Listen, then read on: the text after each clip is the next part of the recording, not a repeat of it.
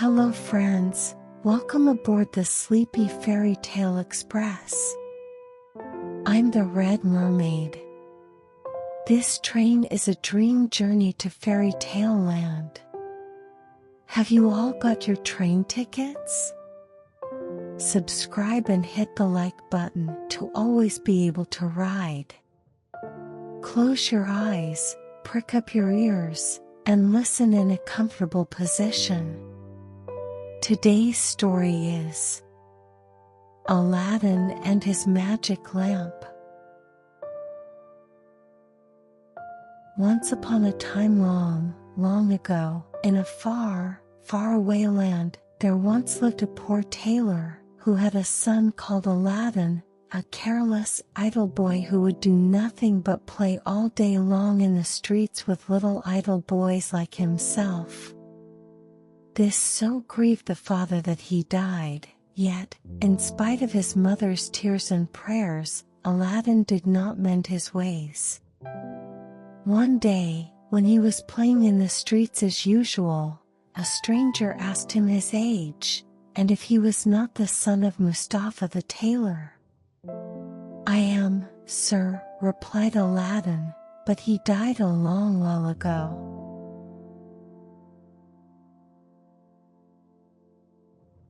On this the stranger, who was a famous African magician, fell on his neck and kissed him, saying, "I am your uncle, and knew you from your likeness to my brother. Go to your mother and tell her I am coming." Aladdin ran home and told his mother of his newly found uncle. "Indeed, child," she said, "your father had a brother, but I always thought he was dead." However, she prepared supper, and bade Aladdin seek his uncle, who came laden with wine and fruit. He fell down and kissed the place where Mustafa used to sit, bidding Aladdin's mother not to be surprised at not having seen him before, as he had been 40 years out of the country. He then turned to Aladdin and asked him his trade, at which the boy hung his head, while his mother burst into tears. On learning that Aladdin was idle and would learn no trade, he offered to take a shop for him and stock it with merchandise. Next day he bought Aladdin a fine suit of clothes and took him all over the city, showing him the sights, and brought him home at nightfall to his mother, who was overjoyed to see her son so fine.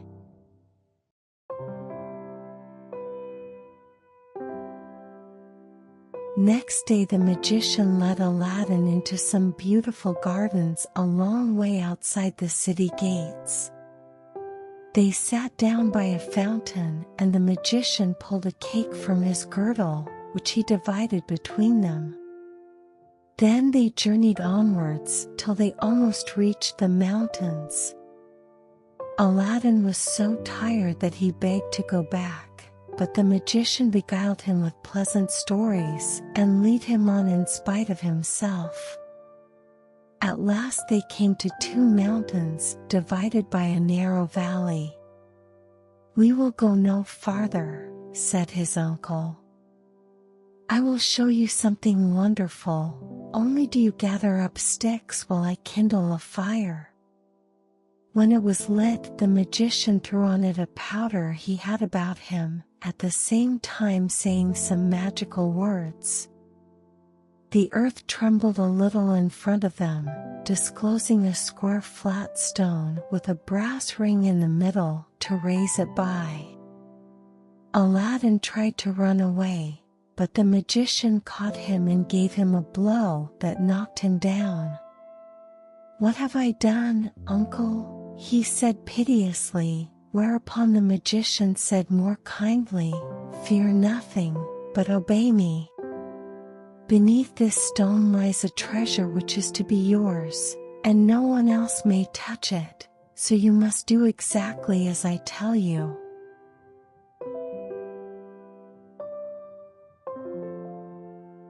At the word treasure, Aladdin forgot his fears, and grasped the ring as he was told, saying the names of his father and grandfather. The stone came up quite easily, and some steps appeared. "Go down," said the magician. "At the foot of those steps you will find an open door leading into 3 large halls. Tuck up your gown and go through them without touching anything, or you will die instantly. These halls lead into a garden of fine fruit trees. Walk on till you come to niche in a terrace where stands a lighted lamp. Pour out the oil it contains, and bring it me." He drew a ring from his finger and gave it to Aladdin, bidding him prosper.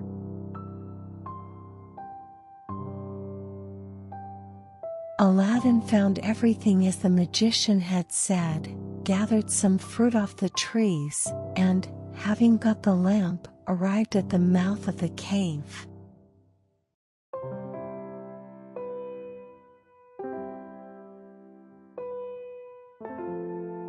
The man left the country, which plainly showed that he was no uncle of Aladdin's, but a cunning magician, who had read in his magic books of a wonderful lamp, which would make him the most powerful man in the world. Though he alone knew where to find it, he could only receive it from the hand of another. He had picked out the foolish Aladdin for this purpose, intending to get the lamp and kill him afterwards.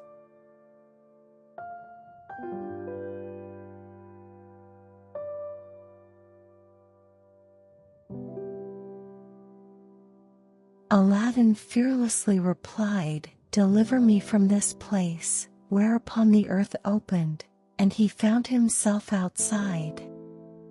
As soon as his eyes could bear the light, he went home, but fainted on the threshold.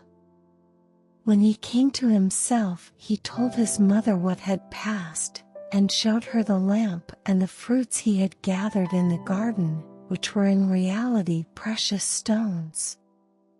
He then asked for some food.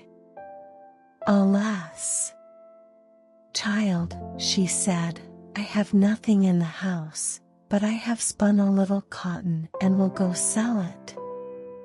Aladdin bade her keep her cotton, for he would sell the lamp instead. As it was very dirty, she began to rub it, that it might fetch a higher price. Instantly a hideous genie appeared, and asked what she would have.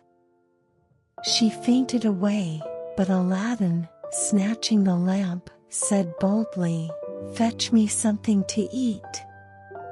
The genie returned with a silver bowl, 12 silver plates containing rich meats, 2 silver cups, and 2 bottles of wine.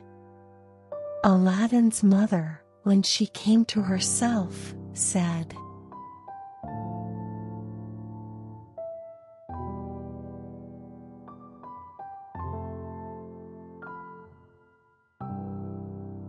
"Whence comes this splendid feast?" "Ask not, but eat," replied Aladdin. So they sat at breakfast till it was dinner time, and Aladdin told his mother about the lamp. She begged him to sell it, and have nothing to do with devils. "No," said Aladdin, "since chance hath made us aware of its virtues, we will use it, and the ring likewise, which I shall always wear on my finger." When they had eaten all the genie had brought, Aladdin sold one of the silver plates, and so on until none were left. He then had recourse to the genie, who gave him another set of plates, and thus they lived many years.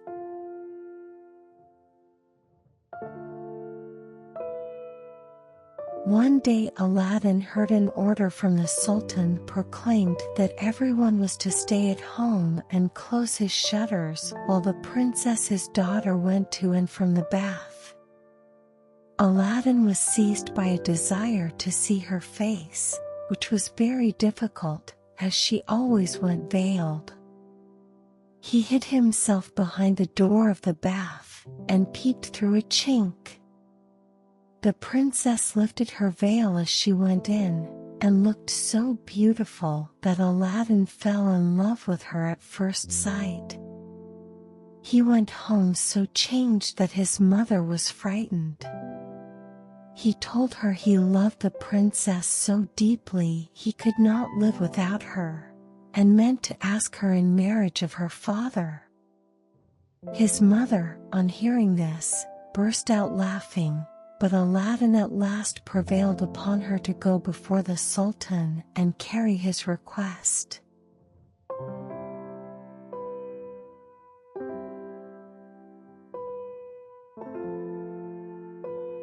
She fetched a napkin and laid in it the magic fruits from the enchanted garden, which sparkled and shone like the most beautiful jewels. She took these with her to please the Sultan, and set out, trusting in the lamp. The Grand Vizier and the Lords of Council had just gone in as she entered the hall and placed herself in front of the Sultan. He, however, took no notice of her. She went every day for a week, and stood in the same place. When the council broke up on the 6th day, the Sultan said to his vizier, "I see a certain woman in the audience chamber every day carrying something in a napkin. Call her next time, that I may find out what she wants."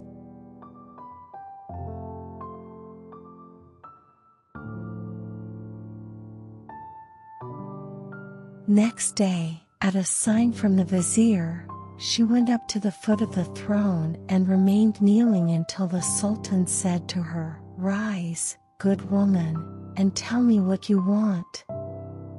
She hesitated, so the Sultan sent away all but the vizier, and bade her speak freely, promising to forgive her beforehand for anything she might say.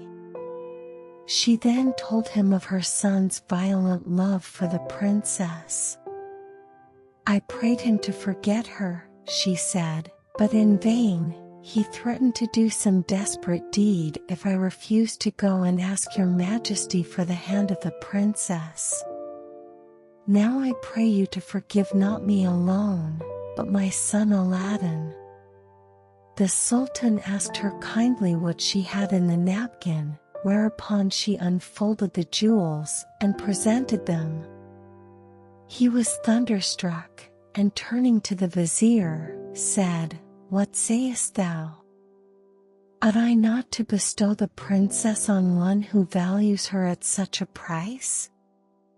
The vizier, who wanted her for his own son, begged the Sultan to withhold her for 3 months, in the course of which he hoped his son could contrive to make him a richer present. The Sultan granted this, and told Aladdin's mother that, though he consented to the marriage, she must not appear before him again for 3 months.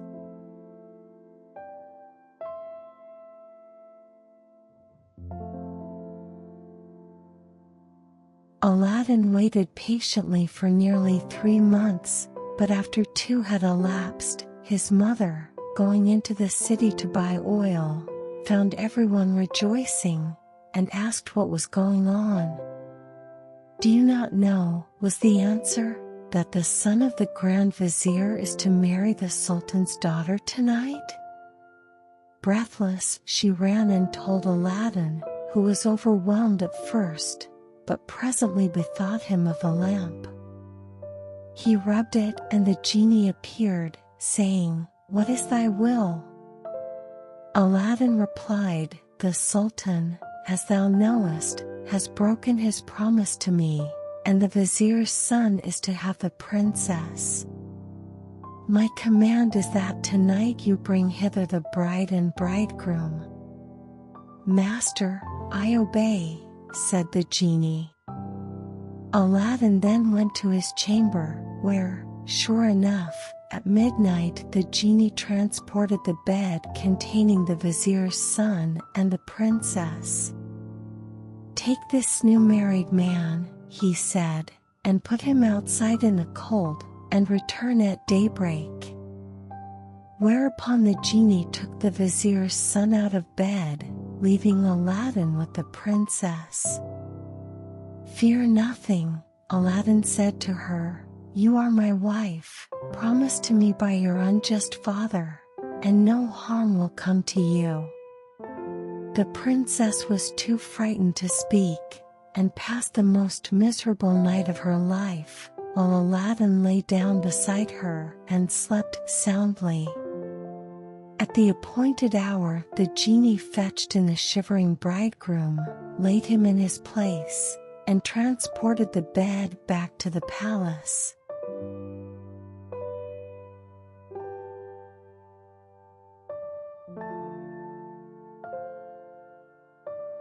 Presently, the Sultan came to wish his daughter good morning. The unhappy vizier's son jumped up and hid himself, while the princess would not say a word and was very sorrowful. The Sultan sent her mother to her, who said, "How comes it, child, that you will not speak to your father? What has happened?" The princess sighed deeply, and at last told her mother how, during the night, the bed had been carried into some strange house, and what had passed there. Her mother did not believe her in the least, but bade her rise and consider it an idle dream.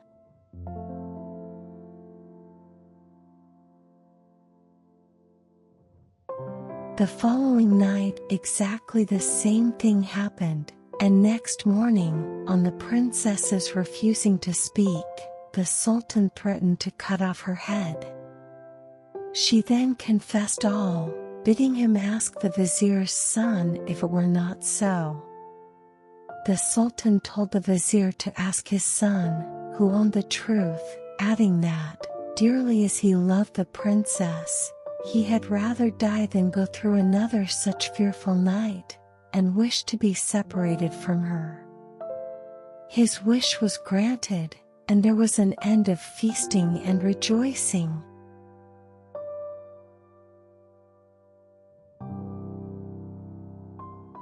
When the 3 months were over, Aladdin sent his mother to remind the Sultan of his promise.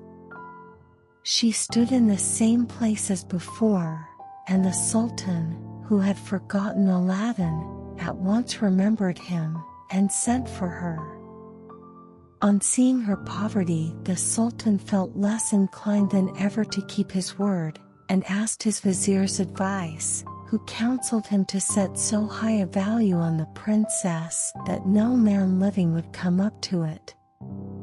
The Sultan then turned to Aladdin's mother, saying, "Good woman, a sultan must remember his promises, and I will remember mine, but your son must first send me 40 basins of gold brimful of jewels, carried by 40 black slaves, led by as many white ones, splendidly dressed. Tell him that I await his answer." The mother of Aladdin bowed low and went.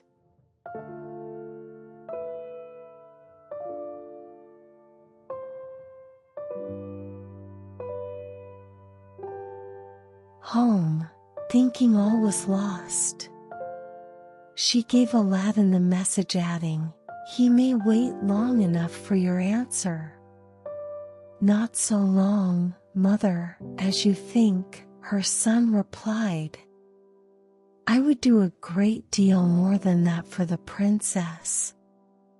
He summoned the genie, and in a few moments the 80 slaves arrived, and filled up the small house and garden.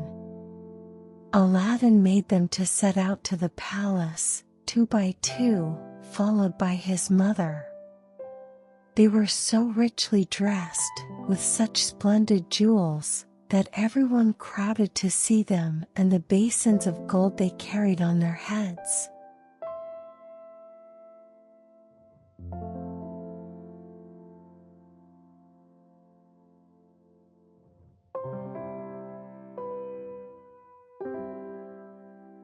They entered the palace, and, after kneeling before the Sultan, stood in a half-circle round the throne with their arms crossed, while Aladdin's mother presented them to the Sultan. He hesitated no longer, but said, "Good woman, return and tell your son that I wait for him with open arms." She lost no time in telling Aladdin, bidding him make haste. But Aladdin first called the genie. "I want a scented bath," he said, "a richly embroidered habit, a horse surpassing the Sultan's, and 20 slaves to attend me. Besides this, 6 slaves, beautifully dressed, to wait on my mother, and lastly, 10,000 pieces of gold in 10 purses." No sooner said than done. Aladdin mounted his horse and passed through the streets, the slaves strewing gold as they went. Those who had played with him in his childhood knew him not, he had grown so handsome. When the Sultan saw him, he came down from his throne, embraced him, and led him into a hall where a feast was spread, intending to marry him to the princess that very day. But Aladdin refused, saying, "I must build a palace fit for her," and took his leave. Once home, he said to the genie, "Build me a palace of the finest marble, set with jasper, agate, and other precious stones.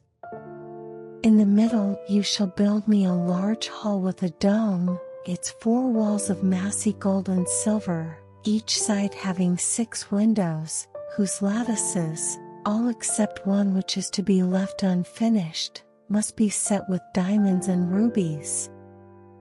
There must be stables and horses and grooms and slaves. Go and see about it."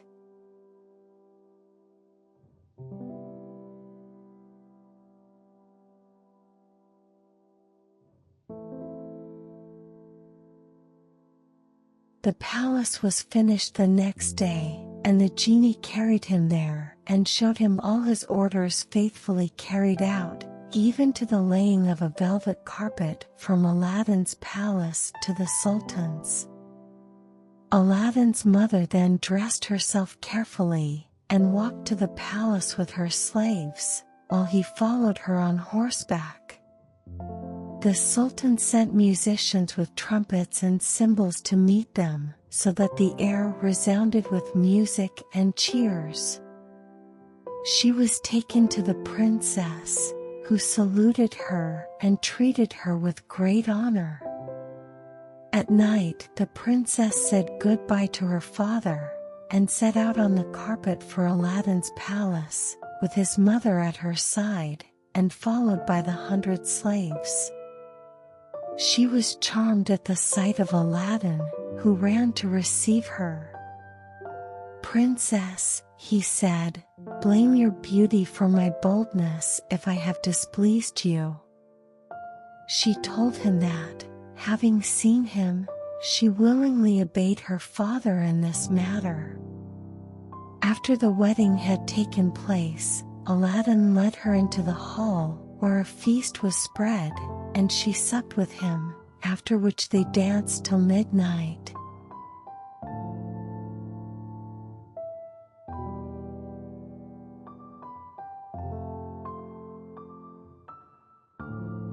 Next day Aladdin invited the Sultan to see the palace.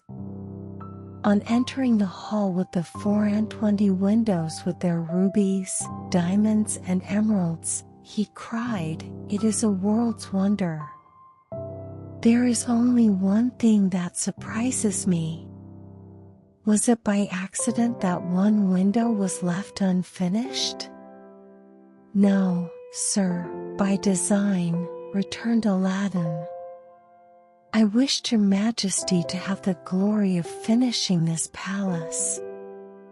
The Sultan was pleased, and sent for the best jewelers in the city. He showed them the unfinished window, and bade them fit it up like the others. "Sir," replied their spokesman, "we cannot find jewels enough." The Sultan had his own fetched, which they soon used, but to no purpose, for in a month's time the work was not half done. Aladdin, knowing that their task was vain, bade them undo their work and carry the jewels back, and the genie finished the window at his command. The Sultan was surprised to receive his jewels again, and visited Aladdin, who showed him the window finished. The Sultan embraced him, the envious vizier meanwhile hinting that it was the work of enchantment.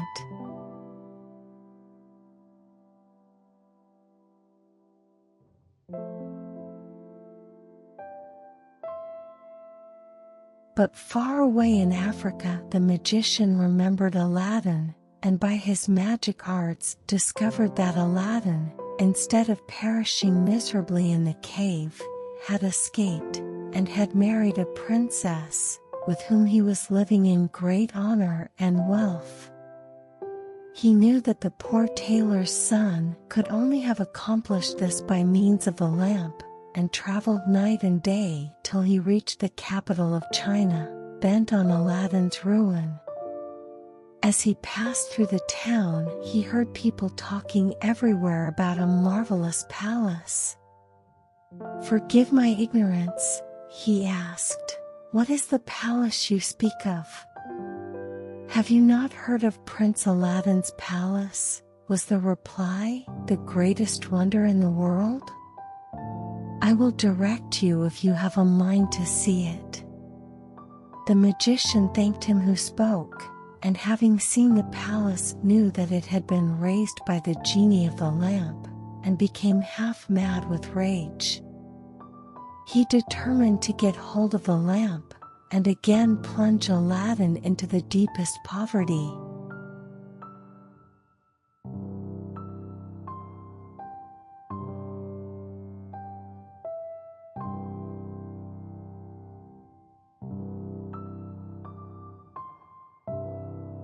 The princess, sitting in the hall of 24 windows, sent a slave to find out what the noise was about, who came back laughing, so that the princess scolded her. "Madam," replied the slave, "who can help laughing to see an old fool offering to exchange fine new lamps for old ones?" Another slave, hearing this, said, "There is an old one on the cornice there which he can have." Now this was the magic lamp which Aladdin had left there, as he could not take it out hunting with him. The princess, not knowing its value, laughingly bade the slave take it and make the exchange.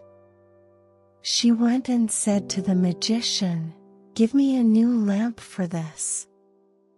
He snatched it and bade the slave take her choice, amid the jeers of the crowd.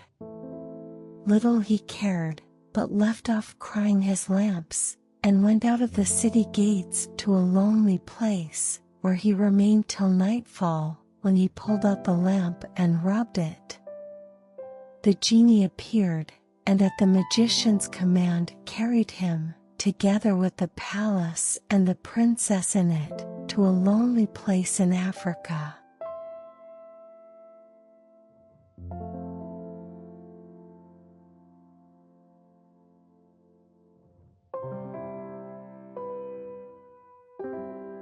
And this time the Sultan believed him, and sent 30 men on horseback to fetch Aladdin back in chains. They met him riding home, bound him, and forced him to go with them on foot. The people, however, who loved him, followed, armed, to see that he came to no harm. He was carried before the Sultan, who ordered the executioner to cut off his head. The executioner made Aladdin kneel down, bandaged his eyes, and raised his scimitar to strike. At that instant the vizier, who saw that the crowd had forced their way into the courtyard and were scaling the walls to rescue Aladdin, called to the executioner to stay his hand. The people, indeed, looked so threatening that the Sultan gave way and ordered Aladdin to be unbound, and pardoned him in the sight of the crowd. Aladdin now begged to know what he had done. "False wretch," said the Sultan, "come hither," and showed him from the window the place where his palace had stood. Aladdin was so amazed he could not say a word. "Where is your palace and my daughter?" demanded the Sultan. "For the first I am not so deeply concerned, but my daughter I must have, and you must find her or lose your head." Aladdin begged for 40 days in which to find her, promising if he failed to return to suffer death at the Sultan's pleasure. His prayer was granted, and he went forth sadly from the Sultan's presence.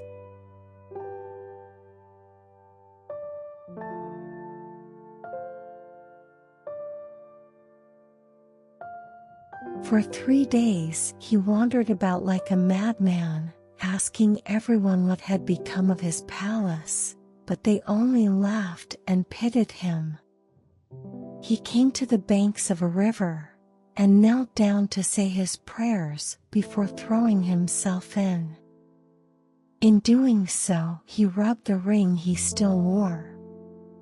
The genie he had seen in the cave appeared, and asked his will. "Save my life, genie," said Aladdin, "and bring my palace back." "That is not in my power," said the genie. "I am only the slave of the ring. You must ask him of the lamp."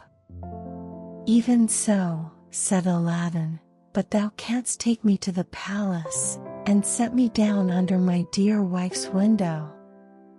He at once found himself in Africa, under the window of the princess, and fell asleep out of sheer weariness.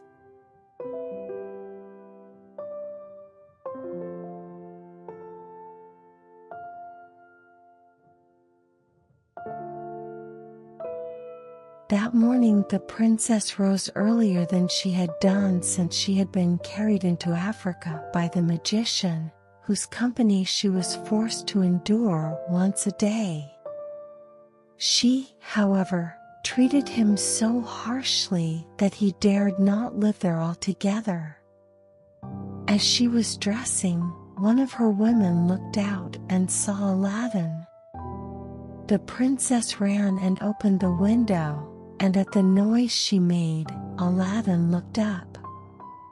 She called to him to come to her, and great was the joy of these lovers at seeing each other again. After he had kissed her, Aladdin said, "I beg of you, princess, in God's name, before we speak of anything else, for your own sake and mine, tell me what has become of an old lamp I left on the cornice in the hall of 24 windows when I went a-hunting." "Alas," she said, "I am the innocent cause of our sorrows," and told him of the exchange of the lamp. "Now I know," cried Aladdin, "that we have to thank the African magician for this. Where is the lamp?"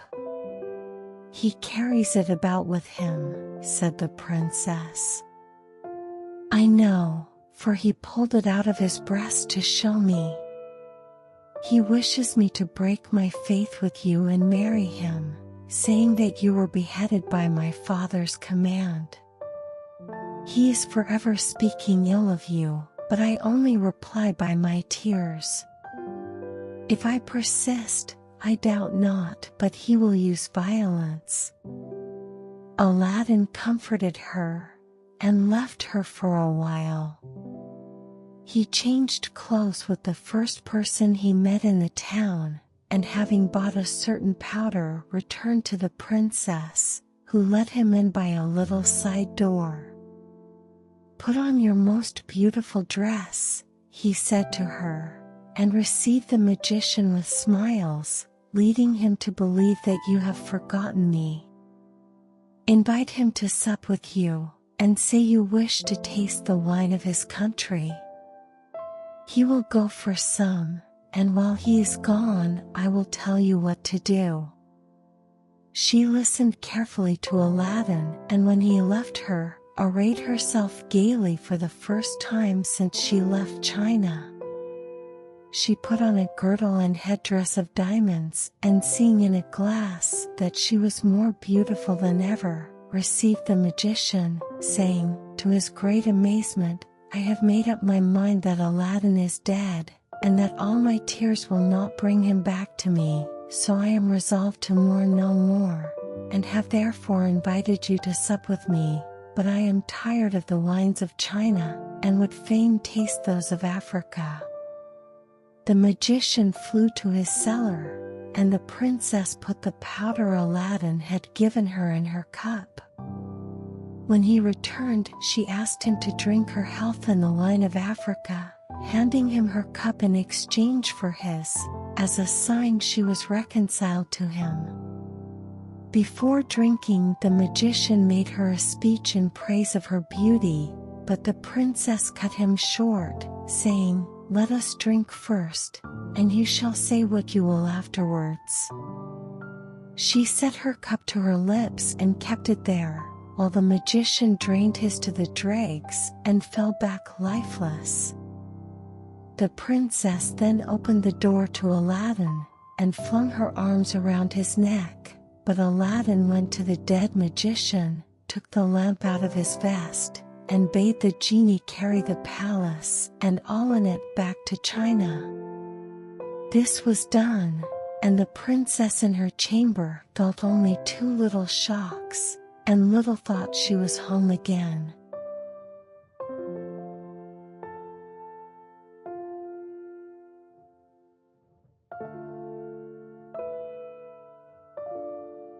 The Sultan, who was sitting in his closet, mourning for his lost daughter, happened to look up, and rubbed his eyes, for there stood the palace as before. He hastened thither, and Aladdin received him in the hall of the 24 windows, with the princess at his side. Aladdin told him what had happened, and showed him the dead body of the magician, that he might believe. A 10 days feast was proclaimed, and it seemed as if Aladdin might now live the rest of his life in peace, but it was not meant to be.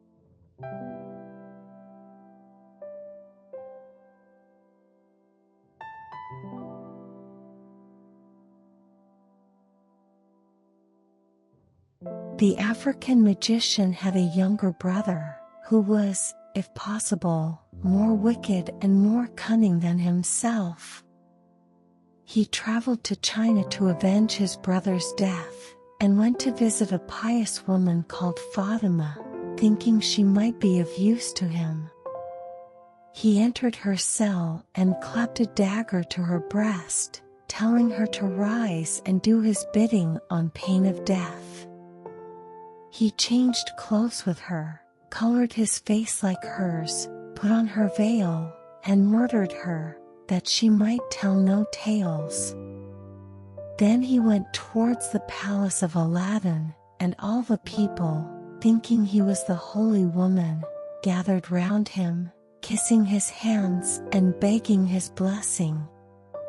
When he got to the palace, there was such a noise going on round him that the princess bade her slave look out the window and ask what was the matter. The slave said it was the holy woman, curing people by her touch of their ailments, whereupon the princess, who had long desired to see Fatima, sent for her. On coming to the princess, the magician offered up a prayer for her health and prosperity. When he had done, the princess made him sit by her, and begged him to stay with her always. The false Fatima, who wished for nothing better, consented, but kept his veil down for fear of discovery. The princess showed him the hall, and asked him what he thought of it. "It is truly beautiful," said the false Fatima. In my mind it wants but one thing. And what is that? Said the princess. If only a roc's egg, replied he, were hung up from the middle of this dome, it would be the wonder of the world.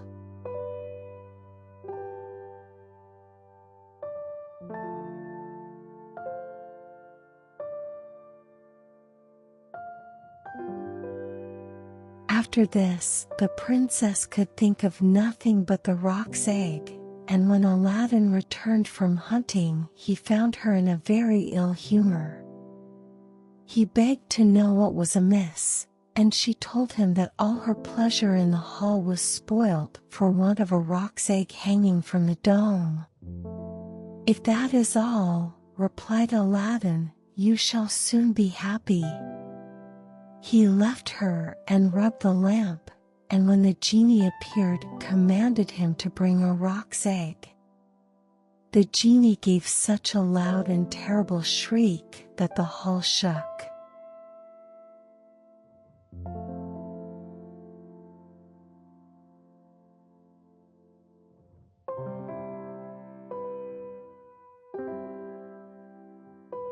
Wretch! He cried, is it not enough that I have done everything for you, but you must command me to bring my master and hang him up in the midst of this dome? You and your wife and your palace deserve to be burnt to ashes, but that this request does not come from you, but from the brother of the African magician, whom you destroyed.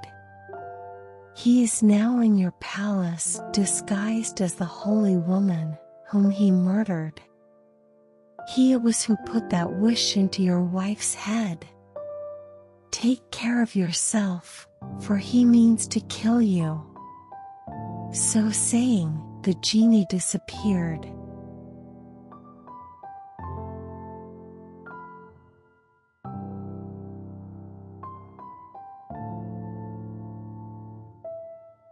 Aladdin went back to the princess, saying his head ached, and requesting that the holy Fatima should be fetched to lay her hands on it. But when the magician came near, Aladdin, seizing his dagger, pierced him to the heart. What have you done? Cried the princess. You have killed the holy woman. Not so, replied Aladdin, but a wicked magician, and told her of how she had been deceived.